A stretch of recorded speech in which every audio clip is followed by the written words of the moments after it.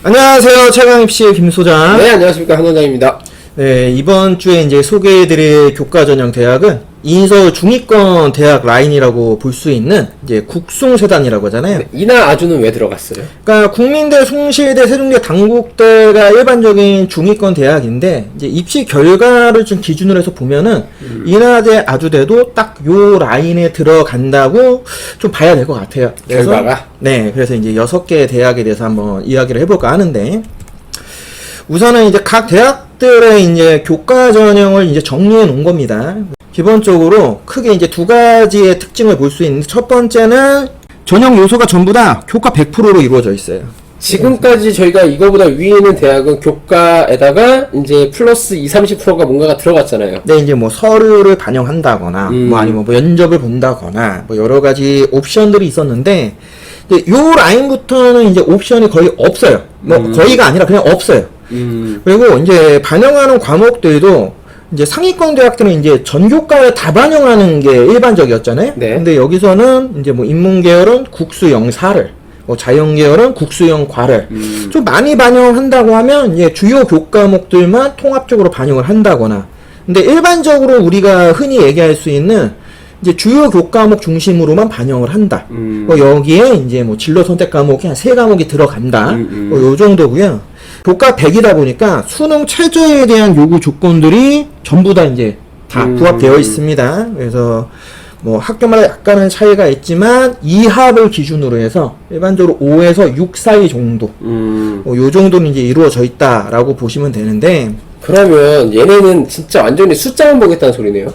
그렇죠. 그러니까 진짜 우리가 흔히 얘기하는 이제 교과 전형, 즉 내신만 반영하는 수시 전형이라고 보시면 되겠죠. 다만 이제 수능 최저라고 하는 허들이 있다 보니까 그것만 통과한다고 하면은 결국엔 내가 얼마나 그 학교 생활에서 공부를 열심히 했느냐 딱 그거 그 가치만큼만 가지고 이제 판단이 된다.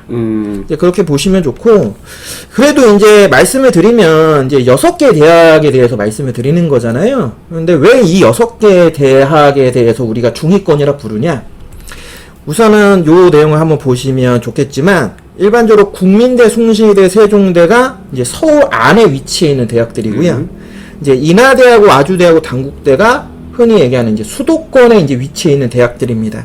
그래서 요 대학들의 이 지역적 위치에 따라서 학교의 어떤 선호도 그리고 학과의 어떤 그런 중요도, 뭐 취업에 대한 뭐 순위 이런 것들이 종합적으로 다 얽혀 있긴 하지만 결국에는 국민대, 숭실대, 세종대가 서울 안에 있다 보니까 이 세 학교가 좋든 나쁘든 내신이라고 하는 부분이 조금 더 높아요. 그것보다는 지금 인하대나 아주대나 단국대는 수도권에 위치했던 그보다 낮은데 제가 우선은 여기서는 요거를 하나 말씀드리고 싶은 게 국민대, 숭실대, 세종대 같은 경우에는 이제 뭐 이따가 학교마다 구체적으로 말씀을 드릴 거지만 소위 얘기하는 상향 지원이라는 게 굉장히 어렵습니다. 그러니까 이미 학생들이 본인에 대한 내신에 확고한 어떤 확신이 있는 상태에서 주로 지원들을 한다고 보시면 돼요. 왜? 초토나는 서울 안에 있다 보니까. 그렇죠. 그리고 국민대 같은 경우는 이제 서울 북부 지역 학생들이 봤을 때는 굉장히 전략적인 학교. 이제 세종대 같은 경우에는 서울의 이제 동부 지역에 있는 중점적인 학교. 그리고 숭실대는 이제 서부와 남부 지역의 중점적인 학교라고 봐야 되기 때문에 또 지원자들의 어떤 그런 특징들이 조금씩 틀려요. 그러면 수도권에 있는 인하대나 아주대나 단국대는 안 그러냐? 아닙니다. 얘네 다 틀립니다. 일단은 인하대 같은 경우에는 서울에서는 근접하기가 좀 용이하지만 지방권이라고 하는 남부 지역이나 아니면 강원도권에서는 정말 끝에 있는 학교이다 그렇죠. 보니까 네. 솔직히 그렇게까지 선호도가 높지 않아요. 그 지역 대상자들한테는.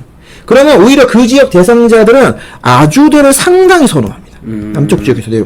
거기에 우리가 흔히 얘기하는 서울의 강남 지역 학생들도 이제 통학 라인으로는 그렇죠. 충분히 들어오잖아요. 그리고 그 사이에 껴있는 이제 단국대가 이제 나머지 지역에 있는 학생들을 좀 흡수하는. 약간 이런 좀 현상들을 보여줄 수 있고, 실제로 입시 결과 보시면 그 부분들이 조금씩 보여요. 예, 눈에 보입니다. 야, 이렇게 보니까 되게 눈에 확 들어오고 또 지리적인 위치까지도 되게 중요하구나, 학교가. 예, 진짜 예전에 비해서는 이 통학이라고 하는 게 너무 좀 민감해진 네, 부분. 네. 아무리 이제는 우리가 교통편이 너무 좋아져서 좀 더 멀리 있는 거리도 시간이 단축된다고 하지만 그거야말로 정말 뭐 2시간, 3시간 걸리는 분들이 1시간 반, 1시간에 들어왔을 때나 그 느낌인 거지 30분 이내에서는 10분, 20분 굉장히 큰 차이가 그쵸. 있잖아요. 근데 그런 것들이 조금 더 민감해지는 것 같고 특히 여학생 학부모님들이 네, 그렇죠. 그런 부분에서는 네. 상당히 좀 보수적인 부분들이 있으시죠. 근데 네. 그런 것들이 좀 어느 정도는 좀 다 복잡하게 연결되어 있는 것 같다. 일단 각 학교들에서 제가 주목해서 보는 가장 중요한 게 수능 최저예요. 네. 이제 수능 최저를 일단 인문계열부터 보면은 숭실대가 2합 4, 국민대부터 아주대, 숙명여대가 2합 5. 숙명은 왜 들어갔어요? 중위권 대학이라고 부르기는 조금 애매하지만 상위권 대학이라 부르기 조금 애매한 그 위치인데 일단은 수능 최저가 2합 5라고 하는 걸 기준으로 해서 우리가 참고해서 보기 위해서 제가 사항으로? 네, 숙명여대를 같이 넣었고요. 그 다음 인하대, 세종대, 단국대가 2합 6이에요. 네. 근데 보시다시피 인하대 같은 게 이제 화살표 쳐놨는데 나머지 학교들은 작년하고 올해하고 전형하고 수능 최저가 똑같아요. 그런데 인하대 인문계열만 올해 바뀐 거예요. 완화시켜줬다. 네, 그래서 그것만 좀 체크를 해놓은 거고요. 자연계열은 숭실대, 아주대, 인하대, 숙명여대가 전부 2합 5. 거기에 국민대하고 단국대가 2합 6인데 세종대가 2합 7입니다. 그래서 요 수능 최저에 의해서 각 학교마다의 평균 입시 결과값이라고 하는 게 굉장히 좀 편차가 있고 또 아까 말씀드린 그런 특징적인 부분들 어떤 학교는 상향 지원이 가능하냐 어떤 학교는 상향 지원을 하면 좀 위험하다 이런 것들이 좀 구별이 될 수 있거든요. 보통 우리가 말하기를 국수 세 단이라는 용어를 많이 쓰잖아요. 네. 근데 수능 최저만 봤을 때는 그래도 그 국수 세 단이 조금 완화시켜준 면도 없잖아 있네요. 네, 그렇다고 봐야 되겠죠. 그런데 요 2합 5에서 2합 6이라고 하는 이 최저가 우리가 뭐 예전에 한번 얘기를 해봤지만 근데 2합 5는 솔직히 아직까지도 제가 볼 때는 어떤 그런 수능에 특화되어 있는 학교들을 제외한 일반적인 고등학교 기준하면 어려워요.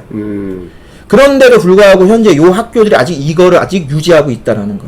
이제 그 부분에서 몇몇 학교들은 2합 5라고 하는 기준점이 2등급 후반대에 있는 친구들이 역전의 발판으로 상향으로 쓰일 수 있는 그런 타겟팅 학교가 될 수도 있고 반대로 요 라인에서 수능 최저가 낮은 학교들 있죠. 예를 들면 2합 6이나 아니면 2합 7 라인 같은 경우에는 이렇게 생각하시면 될 것 같아요.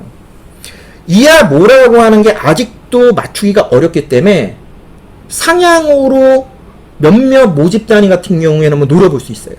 학교마다. 그런데 2합 6이나 2합 7로 가는 경우에는 기본적으로 수능 최저가 완화된 것도 완화된 거지만 여기서부터는 제가 볼 땐 충족률이라고 하는 게 작년 기준 했을 때도 거의 80% 90%까지 올라가요. 특히 2합 7 같은 경우에는 그러면 상향 지원이 거의 불가능할 수밖에 없다는 거죠. 그러면 처음에 말씀하신 게 국민대하고 뭐 숭실대하고 그 다음에 아까 전에 하나 뭐 있었죠? 세종대. 세종대하고 나머지 학교랑 약간 지원 전략이 달라야 된다라는 게 여기서 지금 갈라지는 그렇죠. 거예요? 수능 최저라고 하는 부분도 고려를 하고 아까 봤던 그런 지역적인 부분도 고려를 하고 그리고 뭐 인문계열, 자연계열하고 꼭 랭킹이라고 하는 게 존재하지는 않지만 각 학교마다 인문계열이 더 우세하냐, 자연계열이 우세하냐에 따라서 또 나눠질 수 있는 부분들도 있잖아요.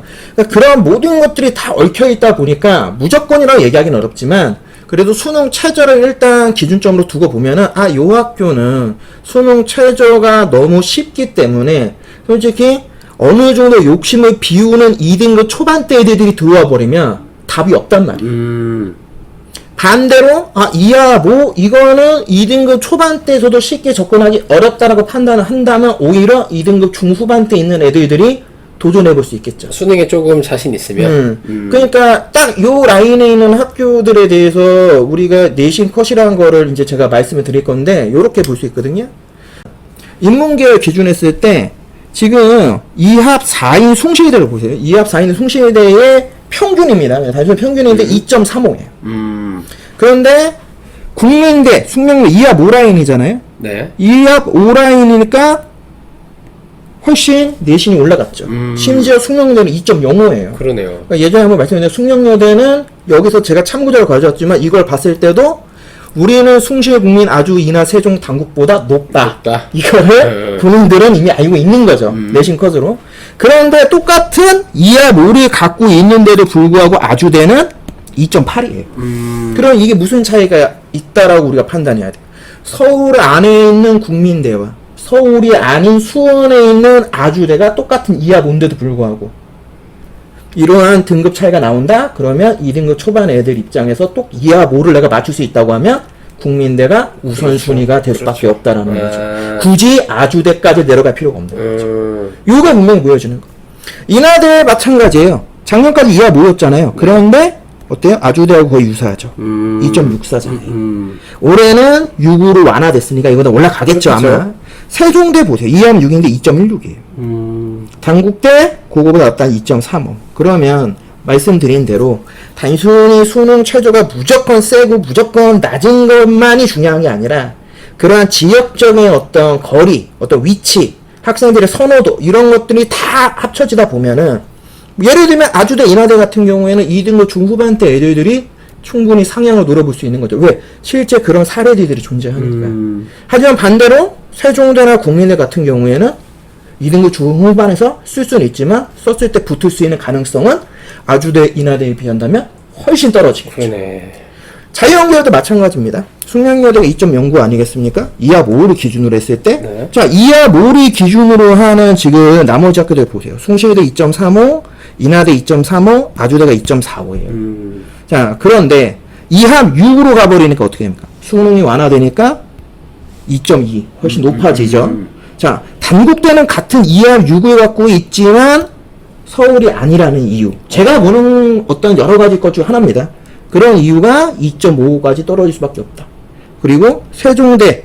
솔직히 국승세단이라고 하지만 세종대가 국민대와 거의 동일한 정도의 내신 등급을 갖는다?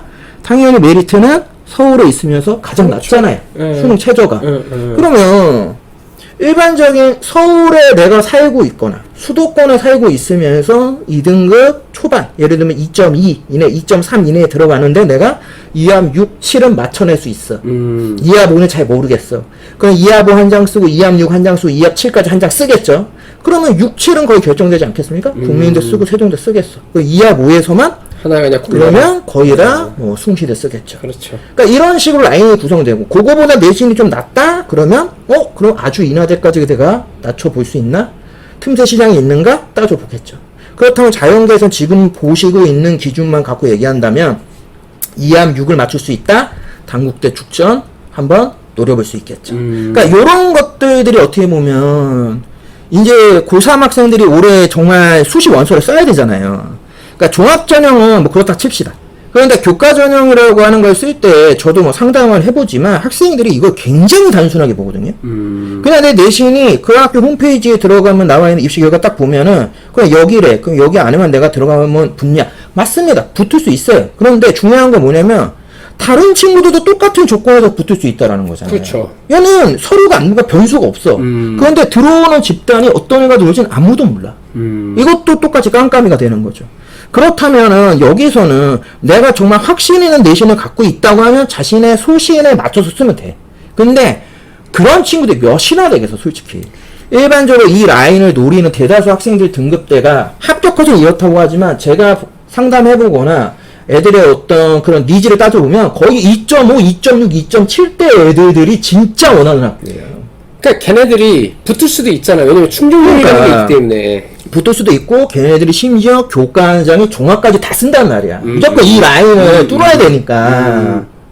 그런데 종합전형은 훨씬 변수가 많죠? 그럼 교과전형에서는 내가 수능 최저만 맞출 수 있으면 내가 들어갈 수 있다. 이 말씀 드렸지만 그런데 그 안에는 이런 구조들이 들어가 있다고요. 지역적 구조가 들어가 있고 과에 대한 선호도의 구조가 되어 있고 이 학교가 인문계가 더 유명하냐 자연계가 더 유명하냐는 부분들이 들어가 있기 때문에 이런 것들을 나눴을 때 내가 만약에 2.5라고 하는 내신 등급을 갖고 있다면 과연 어느 학교를 썼을 때 내가 예비 순번까지 따져본다 하더라도 합격 가능성이 더 크냐? 어떤 학교는 2.5에 아예 명함도 못 내밀 수도 있는 거예요. 그렇겠죠. 매년 최소 수능 최저 충족률은 계속 올라가게 될 겁니다. 점점 수능의 난이도는 낮아지고 있는 추세라고 지금도 얘기하고 있으니까.